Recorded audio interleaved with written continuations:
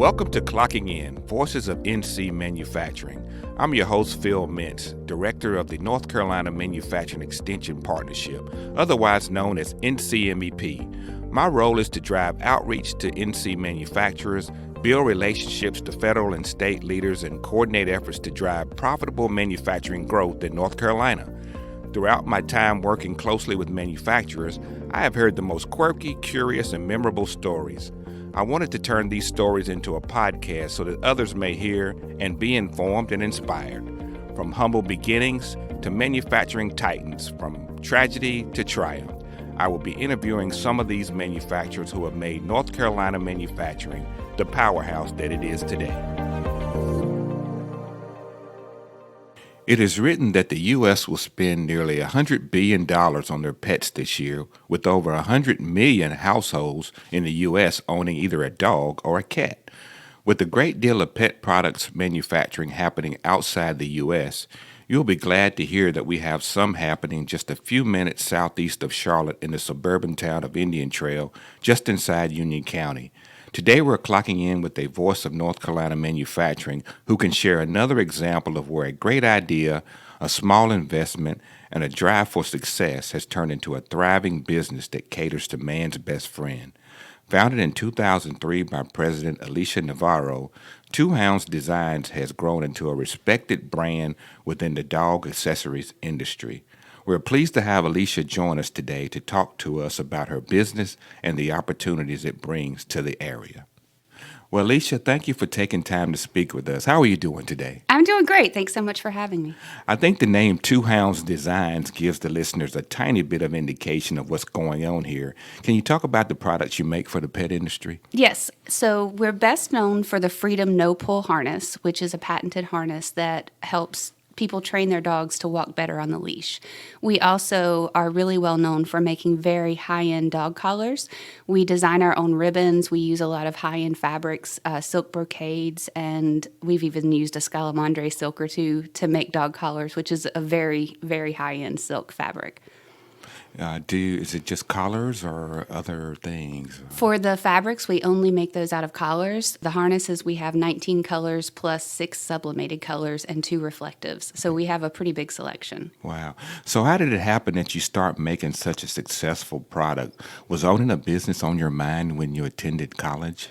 It really wasn't. I have a master's in physics, so my original plan was to go into electronics engineering. I did a lot of programming. I built a lot of machines to help in production environments, and so that's my education. And about a year out of college, I realized that the real world wasn't like college. And one of the things that I loved about during my years in school was always having something different to work on, being able to bounce around on different projects or, helping my professors or helping with whatever needed to be helped with. And I think once I got out into the real world and got stuck looking at the same 4 walls all day, I realized that it wasn't really what I thought it was going to be. And so originally, Hounds Design was going to be kind of a side hustle to get me through. I had quit my job, and my goal was to keep paying the bills until I found something else. So 16 years later, and I still haven't found anything else. So how did it get started? I mean, did you just... Well, we made a few collars for my dogs. We had 2 hounds at the time, which is where the name came from. Yes. So we had 2 retired racing greyhounds at the time. And so I made a few collars for them, and people really liked them and wanted collars for their dogs. And so we made a few more, and then made a few more, and made a few more, and just kept reinvesting the money from selling the few collars that we were making. And we bootstrapped all the way to where we are now.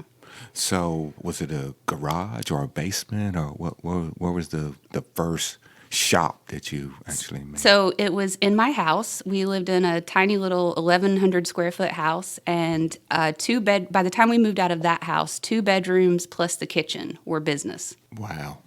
So there's a lot of fancy sewing involved in these products you make. Where did your love of sewing come from? Has it always been a hobby of yours? I would say it's always been a hobby. My grandma, I grew up on a farm, and we did a lot of hand embroidery work. And so I started sewing by hand at a really young age.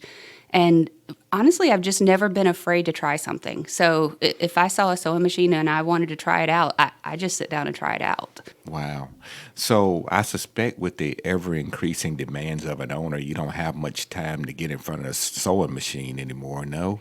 I don't. It's funny because I still like to get out on the line, and everybody will try to keep me off the line. But I absolutely love to sew, and some of my favorite times in building this business are actually sitting down at the sewing machine and sewing, because we were so far behind. And so I would jump in and get us caught up, and I would sit and listen to audiobooks, and I really enjoyed that time. And you're right. I just can't get out on the floor and sew anymore like I used to. Yeah. So, Alicia, there's a great line from an old movie that says something like, if you build it, they will come. How did you get the word out about your business when it first started, and how did you build on that momentum? So we started in 2003, which the internet was still really young then, and search engine optimization was a term that not many people had ever heard of, let alone did with their websites.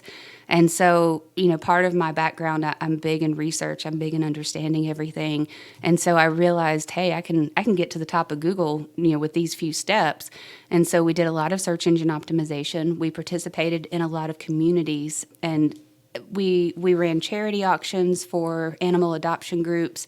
A lot of what we did was grassroots in terms of our customers supported us, and they were probably our biggest advocates, and honestly still are. We still get a lot of business from word of mouth.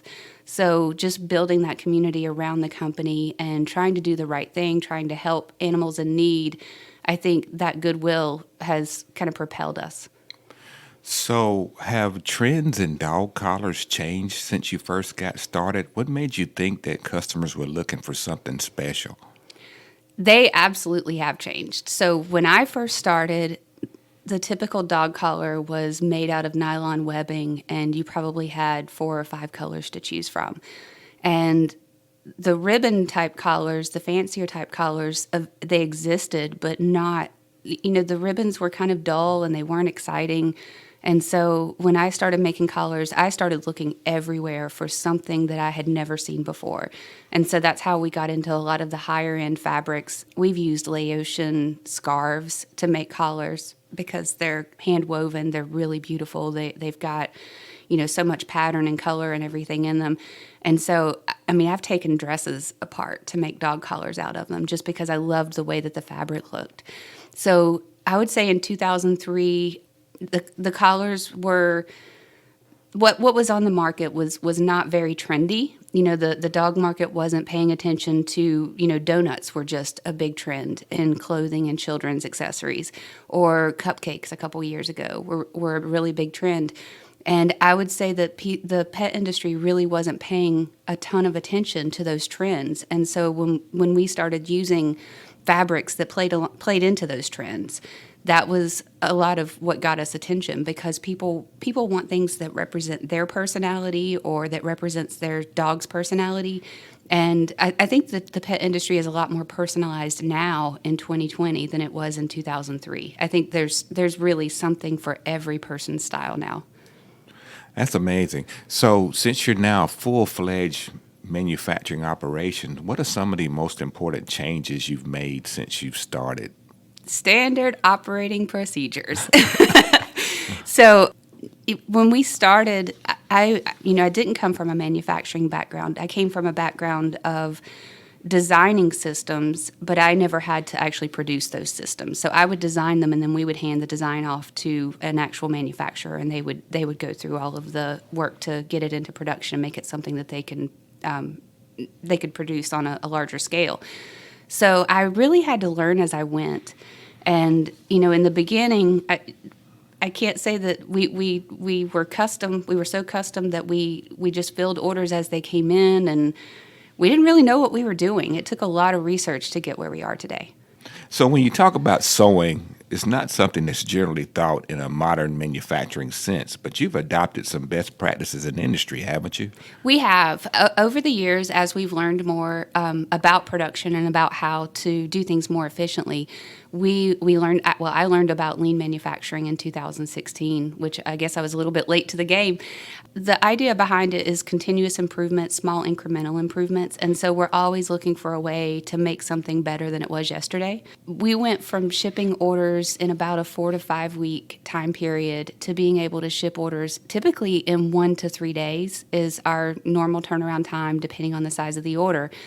And that's been really because of the changes we made with lean manufacturing. And we also did training within industry, the TWI training, which helped us train our employees a lot faster. Yeah, so I think in a minute we may go out and see some of your employees and talk to them about that. What kind of changes have you seen since the TWI training in your employees? The biggest change that we saw is how fast we can get someone trained and working on an actual production line. So we have balanced production lines on our floor that we use to make the harnesses and collars, and each production line has, well, the harnesses have 7 people on them. And so it used to take us a few days to train someone and get them ready to actually work and make real product. And with the TWI training, we're able to take someone off the street and have them actually working on our production lines within about 6 hours. That's amazing. You're starting to get noticed a bit out here. I've seen that where one of your products was listed as top products of 2019. What product was that? That was the new reflective Freedom No Pull harness. We actually won several awards in 2019. The reflective Freedom harness was a real big hit last year, and we've got a new product that we launched at Global Pet Expo that we're expecting to take the prizes for 2020. It's a sublimated webbing made from recycled plastic bottles. So it's a really cool product, and it's also made from recycled products. You're also getting recognized for some of your leadership. I see that you were named Woman of the Year in the Pet Industry Network. How do you feel about that? That was a huge honor. And the women in the pet industry, women are underrepresented in manufacturing, especially. They're also underrepresented in the pet industry. So if you go to a typical trade show, the women there are really, they're just go-getters. They're really great people. And to be honored among such a great group of people, it was very flattering. Yeah. There's always a great story about the early days of a business, and I think you and Jane talked about some things that happened as you were going to get going. So we want to talk to Jane right now. Yeah, so Jane has been with us since 2007. She started working here back when we actually, we worked out of the house. We weren't even in a manufacturing facility yet. So Jane had a key to my house, and she would let herself in every morning and start work a lot of times before I even got out of bed. So...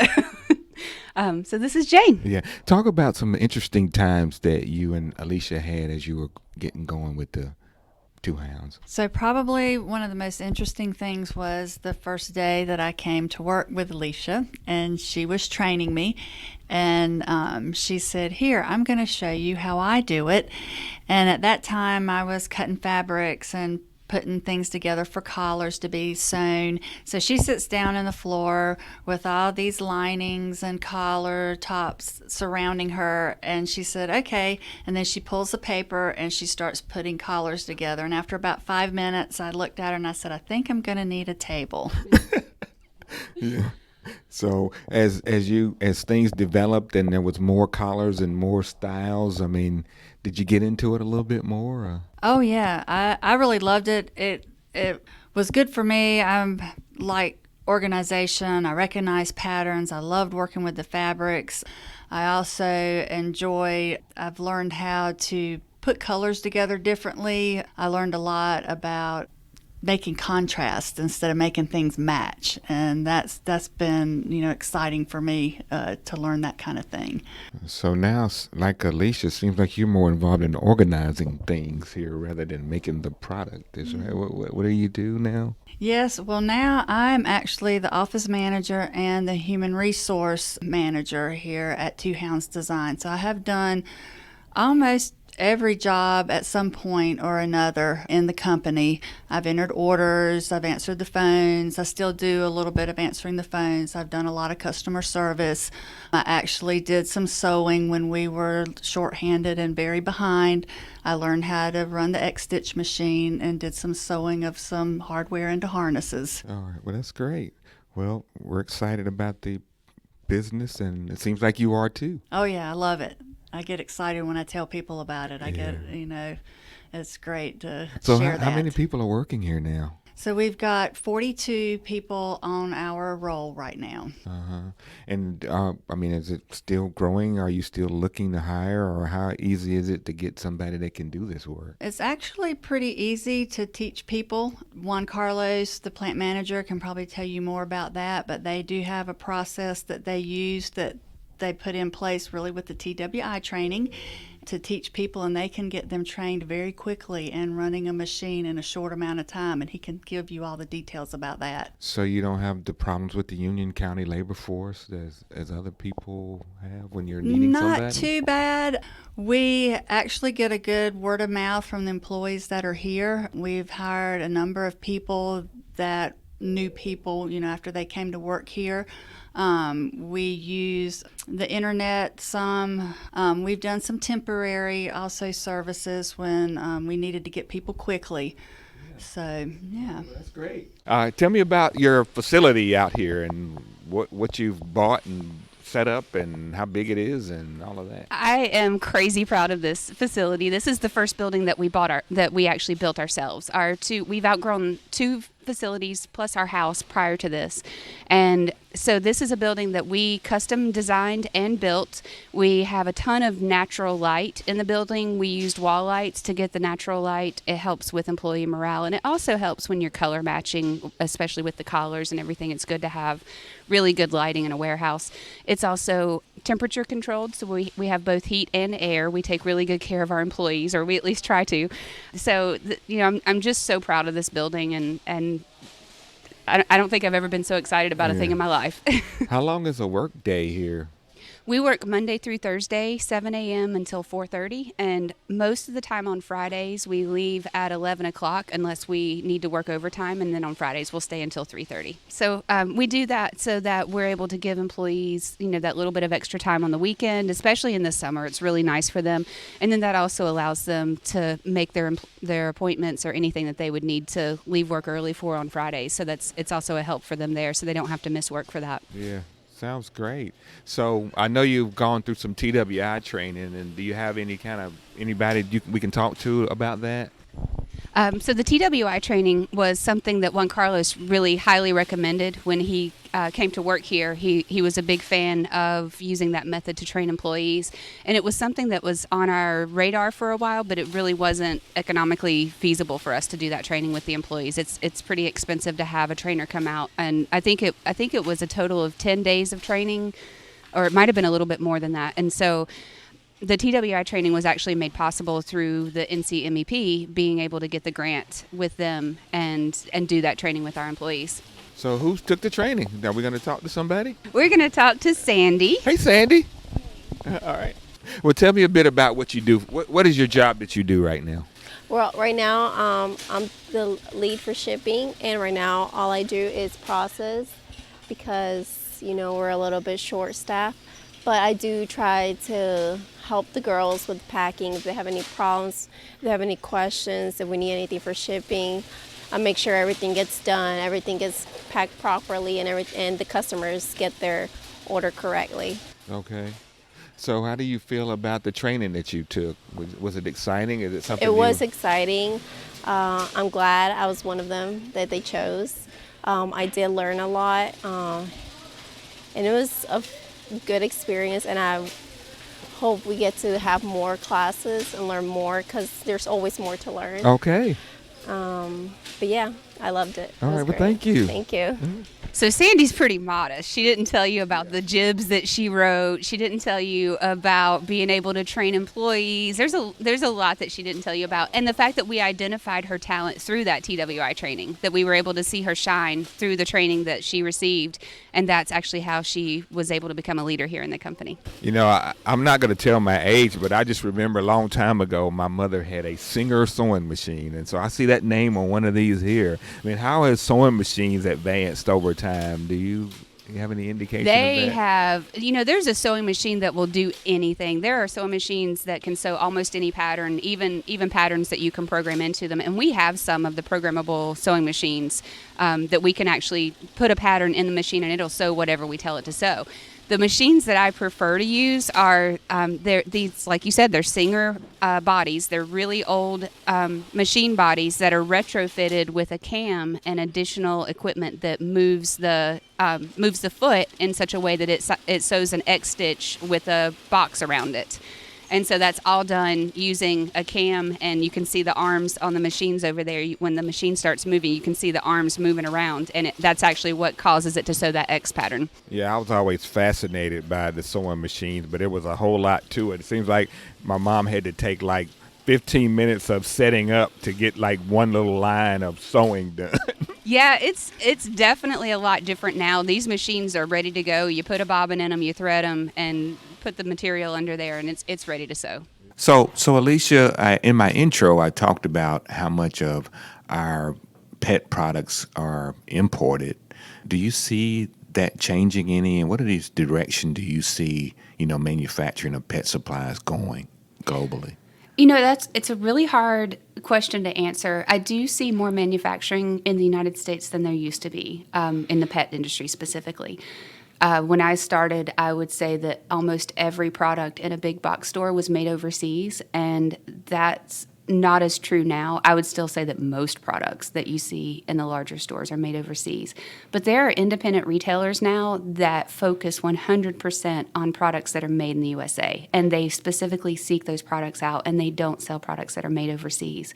And we've had some scares recently with dog food and dog treats, and I think that brought manufacturing back here in the United States. And then who knows what's going to happen with the supply chain right now with everything that's going on. I can definitely see that pulling more manufacturing back to the United States as well. Well, that's certainly some good news. And again, I know that the area is proud to have 2 Hounds Designs right here nearby. And I'm sure you get a lot of business just by putting a made in the USA on your label. We do. We advertise that everywhere, that we're made in the USA. First of all, I'm just really proud. I'm really proud of what we've built and the leadership that we have here in the company. I'm really excited. North Carolina has always been a textile area, and when all of those jobs went overseas, it really affected the state as a whole.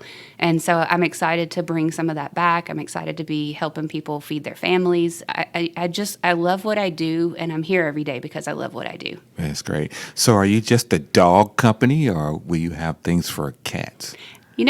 We've definitely explored things for cats. We haven't really saturated the market yet in what we can do in the dog space, so I can't say that cats are coming anytime soon, but I won't rule anything out. Well, that's great. Well, Alisha, thank you so much for having us over, and continued success with 2 Hounds Designs. We're pleased at what you're doing here, and we're happy to support it in whatever way you think we can. Oh, thank you so much. We've loved working with you guys and appreciate all the help that we've gotten. Thank you. Thank you for joining today's Clocking In, Voices of NC Manufacturing. This podcast is brought to you by NC State's College of Engineering, the North Carolina Manufacturing Extension Partnership, and Industry Expansion Solutions. If you'd like to learn more about the solutions NCMEP offers, go to www.ncmep.org. Want to listen to previous Clocking In podcasts? Go to ncmep.org/clockingin.